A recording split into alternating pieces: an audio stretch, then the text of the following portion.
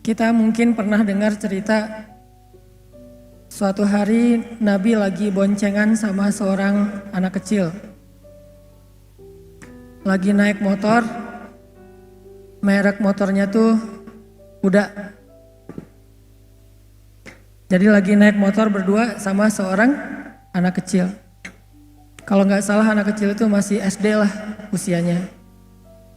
Nabi jalan berdua, terus Nabi bilang kepada anak kecil ini, "Ya gulam, wahai anak atau wahai anakku. Ya gulam, ihfazillah yahfazka. Wahai anakku, jagalah Allah, Allah akan jaga kamu. Ihfazillah tajidhu tujahak. Jagalah Allah, maka Allah akan menyertaimu. Wa'lam annan nas law ijtama'u ala ayyadurruk la yadurruka illa bima kataballahu alaik."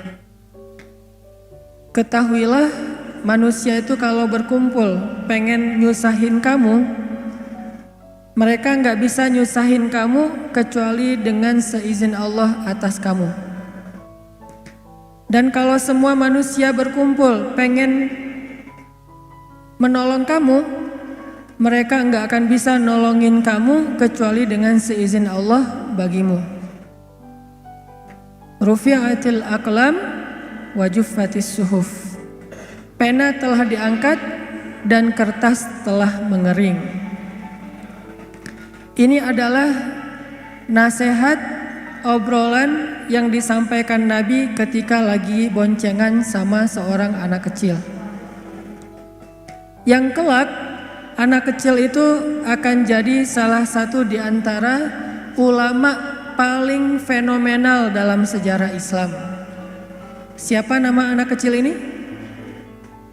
Ibnu Abbas. Nama anak kecil ini Abdullah bin Abbas, yang digelar dengan nama, jadi nama kerennya tuh Ibnu Abbas aka Hibrul Ummah. Jadi kalau nyari akun sosmednya bukan Ibnu Abbas, akun sosmednya itu Hibrul Ummah, @Hibrul Ummah. Followersnya udah banyak tuh. Coba cari, googling atau YouTube, cari Abdullah Ibnu Abbas. Nabi ketika lagi boncengan sama Abdullah Ibnu Abbas, Nabi ngasih nasihat bukan, "Nak, banyak baca buku ya," bukan. "Nak, misalnya jangan sakitin orang tua ya," bukan. "Nak, rajin kerja ya biar kamu sukses," bukan. "Nak, ini dan seterusnya," enggak. Nasihatnya cuma satu hal, jaga Allah, Allah akan jaga kamu. Jadi bisa dibilang Nabi itu nggak ngasih nasihat panjang, nasihatnya itu sedikit, pendek tuh, singkat. Tapi nasihat yang singkat ini kalau kita mau menjabarkan bisa berjilid-jilid buku. Nasihat yang merangkum semua kebaikan. Kita pengen apa aja, ini intinya nih. Pengen sekolahnya berprestasi, ini intinya. Pengen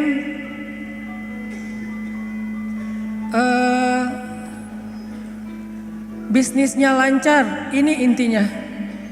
Pengen banyak temen, ini intinya. Pengen have fun dalam hobi-hobi dan permainan kita, ini juga intinya. Pengen statusnya nambah, jangan jomblo terus, ini juga intinya. Ustadz, ada yang datang misalnya, "Saya pengen dapat nilai bagus, apa ya nasihat buat saya?" Kata Nabi, "Jaga Allah, Allah akan jaga kamu." "Ustadz, saya agak-agak khawatir nih tinggal di kos-kosan sendiri, gimana ya?" "Jaga Allah, Allah akan jaga kamu." "Ustadz, gimana ya cara menghadapi teman yang kayaknya baper banget?" "Jaga Allah, Allah akan jaga kamu." "Ustadz, gimana caranya biar gak ditolak? Karena saya udah sering ditolak, belum pernah diputusin." Ya gimana diputusin ya, diterima juga belum. Itu saya banget tuh, saya alhamdulillah belum pernah diputusin. Kecuali sekali doang. Karena diterima juga enggak, kayak Julaibib. Gimana caranya? Jaga Allah, Allah akan jaga kamu. Jaga perasaan Allah, Allah akan jaga perasaan kita. Jaga kedekatan dengan Allah, Allah akan jaga kedekatan dengan kita. Jaga hak Allah, Allah akan jaga hak kita. Jaga panggilan Allah, Allah akan jaga panggilan kita. Ihfazillah yahfazka. Jaga Allah, Allah akan jaga kamu. Dan inilah kunci kebahagiaan dalam hidup kita, teman-teman. Inilah kunci sukses dalam semua masalah kita. Inilah kunci pertolongan dalam semua kesusahan kita. Jaga Allah, Allah akan jaga kita. Itu aja kalimat ininya. Kalau perlu jadi status, jadi hashtag, jaga Allah, jaga kita. Nggak ada cerita kita dikecewain sama Allah padahal kita udah habis-habisan, itu nggak ada. Kalau ke manusia sering kayak gitu. Kita udah berkorban segala macam, ternyata dia cuma ngelihat kita sebagai sahabat atau paling dekat juga adik kakak. Kan berat ya. Kita udah kegeeran nih, udah habis-habisan, udah pokoknya udah sacrifice habis-habisan, udah give effortnya seluar biasa banget. Berharap suatu saat hatinya terbuka buat kita. Pas ditembak, jadi gimana nih? Apanya gimana? Kan kita udah lama jalan berdua, jalan bareng ya, udah lama nih. Padahal baru sebulan. Kenapa berasa lama? Karena udah habis-habisan kan? Berasa kayak udah seluruh hidup kita tuh udah kita korbanin buat dia. Kan kita udah lama jalan bareng. Kira-kira gimana? Kamu mau serius atau enggak? Serius dong kata dia. Kita udah wah Masya Allah serius.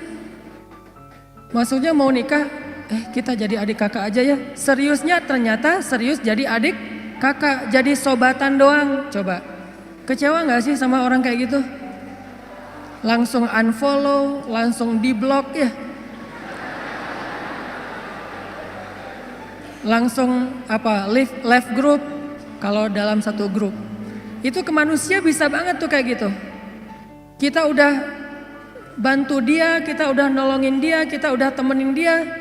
Ujung-ujungnya pas pulang misalnya nih, kita temenin dia jalan, kita temenin dia belanja. Ujung-ujungnya pas makan bayar sendiri, pulang bayar angkot bayar sendiri kan ya. Itulah manusia. Tapi kalau ke Allah tuh gak kayak gitu. Ihfazillah yahfazka, itu janji Allah.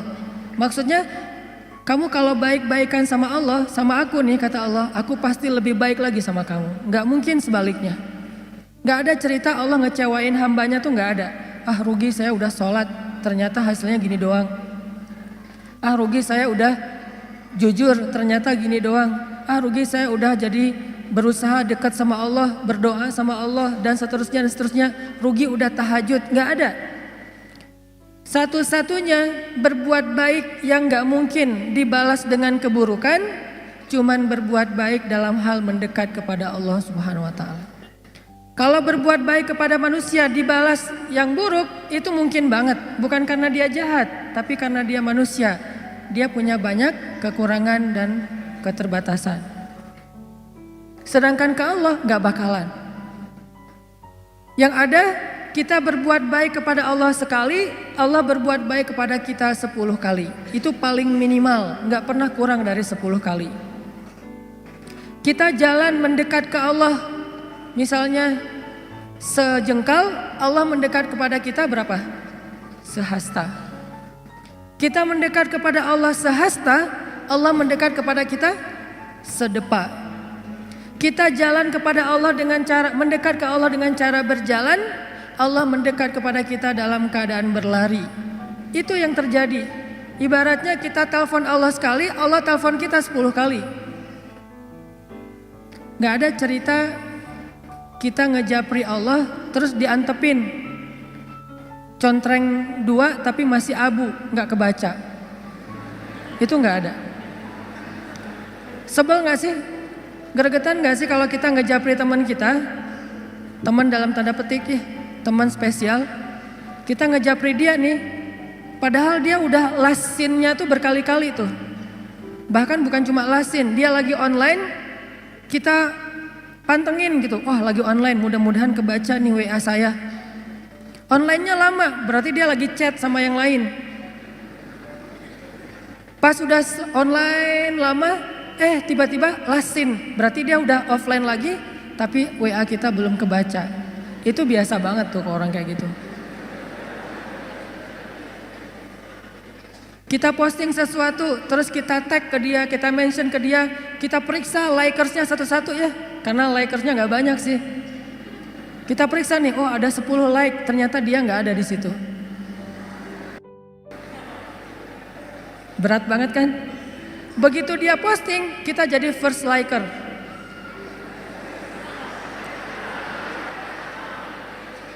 Kalau dia posting, kita langsung jadi yang pertama view, yang pertama nge-like. Seolah-olah hidup kita tuh nggak ada kerjaan lain kecuali mantengin kegiatan dia. WA-nya, Instagram-nya, Facebook-nya, Twitter-nya, pokoknya kita aktif banget. Tapi tidak ada respon dari dia. Biasa dibilang bertepuk sebelah tangan. Itu paling menggenaskan menurut saya. Itu baper banget. Apakah kita pernah kayak gitu sama Allah? Gak bakalan. Yang ada sebaliknya, kita berbuat sesuatu yang mengecewakan Allah, Allah tetap aja buat baik buat kita, tetap aja mendekat kepada kita, tetap aja tiap malam Allah datang manggil kita. Bayangin, setiap malam tuh Allah miss call kita loh, tapi kita reject. Allah yang miss call kita. Kita nggak pernah miss call Allah. Karena setiap kali kita telepon Allah pasti diangkat. Setiap kali kita nge-WA Allah pasti Allah langsung typing, bukan cuma read. Daripada read tapi nggak dibalas juga kan sama aja sakitnya dengan nggak di-read ya. Ini begitu read biru langsung typing, langsung dibalas sama Allah. Wa idza sa'alaka ibadi anni fa inni qarib. Kalau hambaku bertanya kepadamu tentang aku, maka katakanlah sesungguhnya aku sangat dekat. Arti sangat dekat, nggak ada cerita sinyalnya lost sinyal. Nggak ada cerita lagi offline, jadi cuma centrang satu. Nggak ada cerita lagi sibuk sehingga pas kita telepon dialihkan ke voice call misalnya. Atau voice message. Ketika kita hubungi Allah, Allah nge-reject, itu nggak ada. Ini qarib, ditambah lagi ujibu da'watad da'i idza da'an. Aku pasti akan menjawab japri-japrian dari hambaku kalau mereka menjapri aku. Aku juga bakalan angkat telepon dari hambaku kalau mereka telepon aku. Nggak ada cerita aku akan mereject, nggak ada. Ujibu dalam bahasa sosial media, Allah pasti akan membalas japrian kita. Ujibu dalam bahasa telepon, Allah pasti akan angkat telepon kita. Mustahil Allah nggak ngangkat telepon kita. Kenapa ya telepon saya ditolak aja sama Allah? Kayaknya Allah lagi sibuk sama hambanya yang lain. Memang Allah sibuk, tapi Allah tidak pernah kewalahan. Kulla yaumin huwa fi sya'n. Setiap hari Allah sibuk, tetapi Allah tidak pernah kewalahan. La ta'khudhuhu sinatun wala naum. Allah tidak pernah lelah, tidak pernah mengantuk, tidak pernah tidur. Walaupun kulla yaumin huwa fi sya'n. Setiap hari Allah sibuk. Yang terjadi justru teman-teman, Allah nelpon kita, Allah manggil kita, Allah nge-miss call kita, tapi kita yang mereject. Dan hebatnya Allah gak pernah pundung loh. Direject lagi, Allah gak pernah, udah males juga nelpon dia, direject terus, gak pernah kayak gitu. Sehari Allah nelpon kita 5 kali, dan sehari 5 kali kita nge-reject panggilan Allah. Apakah Allah pundung? Besok dipanggil lagi, lusa dipanggil lagi. Dan bukan cuma di-reject, kita nge-reject panggilan Allah kadang-kadang sambil ngegerutu gitu. Duh, azan lagi, Kalau bahasa telepon, kok nelpon terus sih, udah di-reject masih nelpon aja. Masih mending nge-rejectnya pakai message gitu. Nge-reject misalnya lagi nyetir, Lagi meeting gitu ya, ini nge-reject tanpa alasan, reject aja pokoknya. Apakah Allah kemudian berputus asa? Enggak cukup 5 kali Allah nelpon kita, malamnya Allah ngejapri kita. Sepertiga malam Allah selalu turun ke langit dunia. Kemudian Allah bertanya kepada hamba-hambanya, hal min taib, adakah di antara hambaku yang mau bertaubat sehingga aku terima taubatnya? Hal min mustaghfir, adakah di antara hambaku yang mau meminta ampun sehingga aku ampuni dosa-dosanya? Hal min dhi hajah, adakah di antara hamba-hambaku yang punya masalah sehingga aku tolong dari masalahnya? Allah japri kita setiap malam teman-teman, setiap malam. Apakah kita mengangkat atau membuka japrian Allah? Enggak, kita tidur. Allah japri, kita tidur. Pas kita bangun, Allah telepon, kita reject. Dan itu terjadi bukan sekali 2 kali, sehari 2 hari teman-teman, bertahun-tahun kayak gitu. Dari sejak umur kita 12 tahun sampai umur kita sekian belas atau lebih 20 tahun, ternyata kita terus nge-reject dan tidak menghiraukan panggilan Allah Subhanahu wa taala. Tapi Allah masih manggil kita, ya ibadi, wahai hambaku, ditelepon lagi, ditelepon lagi, ditelepon lagi, gak pernah berhenti. Sampai akhirnya setelah belasan tahun, puluhan tahun kita nge-reject panggilan Allah, sekali-kalinya kita angkat, Allah senang banget coba. Begitu kita angkat panggilan Allah, hayya 'alas shalah,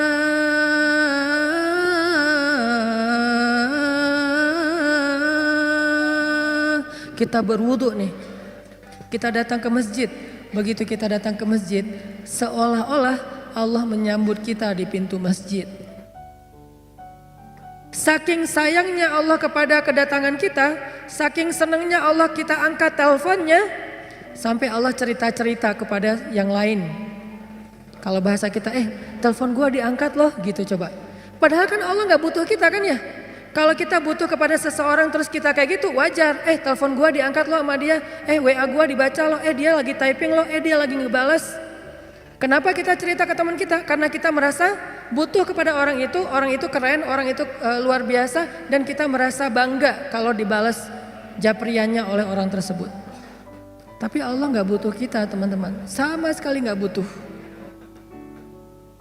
Seandainya semua makhluk berkumpul lalu taat beribadah kepada Allah Subhanahu wa taala, semua itu tidak menambah kebesaran Allah walaupun setetes air dari ujung jarum yang dicelupkan ke dalam laut, enggak nambah sama sekali.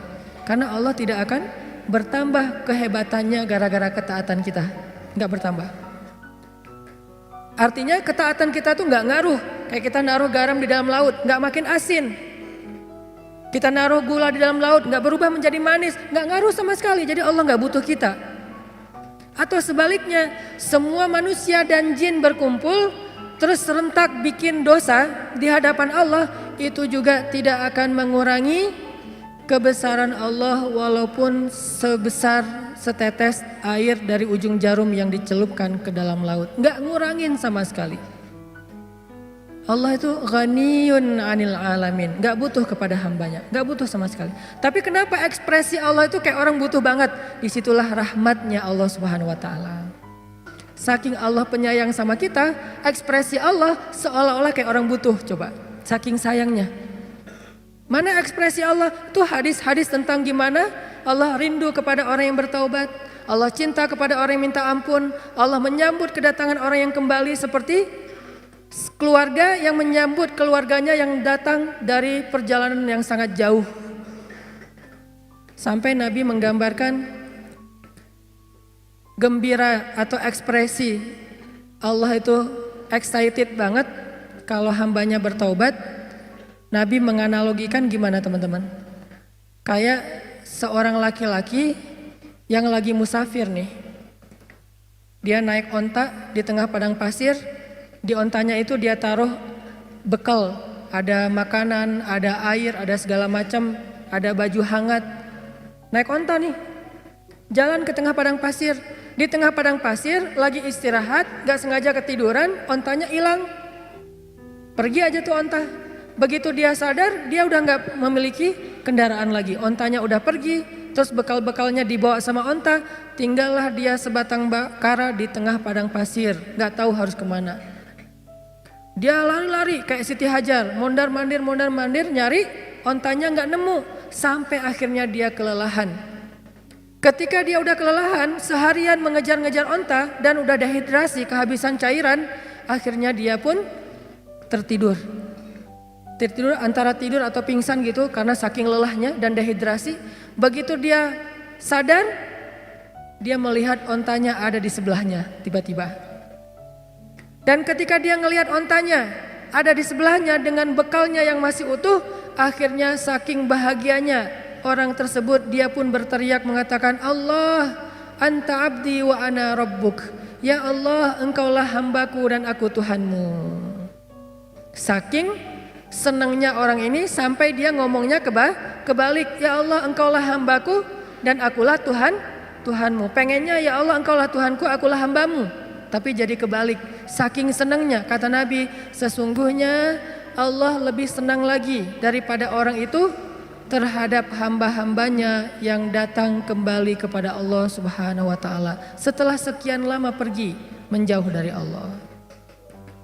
Kenapa ekspresi Allah gitu-gitu banget coba? Karena Allah sayang sama kita. Saya menerjemahkannya dengan ekspresi. Memangnya Allah punya ekspresi? Itu hadisnya banyak. Allah tersenyum dengan istighfar hambanya. Memangnya Allah tersenyum? Ya, cuman laisa kamitslihi syai'. Jangan membayangkan senyumnya Allah itu kayak kita, tapi Allah tersenyum. Jelas hadisnya. Hadis bab apa? Bab dalam doa safar. Makanya kalau kita baca hadis itu jangan cuma satu angle, lihat angle-angle yang lain. Banyak banget hadis. Yang dihafal Imam Bukhari aja ada 300.000 hadis. Dan yang kita baca dari dulu hadisnya innamal a'malu binniyat. Padahal jumlah hadis itu yang dihafal Imam Bukhari aja ada 300.000 hadis. Yang dihafal oleh Imam Ahmad 1.000.000 hadis. Ahmad bin Hambal menghafal 1.000.000 hadis. Beda-beda tipis lah sama kita ya. Kita hafalnya 1 hadis. Imam Ahmad 1.000.000. Beda 0 doang. Ternyata ada juga hadis tentang Allah tersenyum. Cuman babnya di dalam kitab hadis itu bab doa dalam perjalanan. Tapi redaksinya Allah tersenyum. Gimana ceritanya? Ali itu pernah lagi naik mobil. Mereknya Onta. Ali naik mobil nih. Ketika dia naik ke atas mobil, dia baca bismillah. Ketika sudah duduk dengan nyaman, udah pakai sabuk pengaman. Kalau bahasa hadisnya istawa, sudah nyaman berarti udah mantap nih, udah pakai sabuk pengaman. Baca doa safar. Subhanallazi sakhkhara lana hadza dan seterusnya. Setelah kendaraannya mulai jalan dikit, dia baca doa istighfar. Ya Allah, saya menzalimi diri saya sendiri. Tapi tidak ada yang bisa mengampuni dosa saya selain Engkau ya Allah, maka ampunilah saya. Zalamtu nafsi fa innahu la yaghfirudz dzunuba illa anta faghfirli warhamni innaka antal ghafurur rahim. Ya Allah, saya tuh banyak dosa. Ini lagi dalam perjalanan nih. Bismillahirrahmanirrahim. Subhanalladzi sakhkhara lana hadza. Terus, ya Allah, saya itu hamba yang banyak dosa ya Allah. Tapi gak ada yang bisa mengampuni dosa sebanyak itu selain Engkau. Maka ampunilah saya ya Allah. Sayangilah saya. Engkaulah yang maha pengampun lagi maha penyayang. Setelah Ali baca doa ini, Ali tersenyum. Senyumnya lebar. Ditanya sama drivernya Ali. Jadi dia pakai supir pribadi gitu. Gak tahu online atau yang dia bayar. Nah, si drivernya nanya sama Ali. Ya Abul Hasan, kenapa engkau tersenyum? Kata Ali, dulu saya pernah menanyakan hal yang sama ketika saya lagi nyetirin Nabi Muhammad SAW. Lagi jadi drivernya Nabi. Waktu itu Nabi naik ke atas kendaraannya, baca bismillah, baca doa safar, kemudian membaca kalimat istighfar yang sama dengan apa yang Ali baca. Setelah itu Nabi tersenyum. Saya pun bertanya, ya Rasulullah, kenapa Rasul tersenyum? Maka Nabi menjawab, aku tersenyum karena Allah tersenyum. Kenapa Allah tersenyum? Allah sayang, cinta, senang, excited banget dengan istighfar hambanya.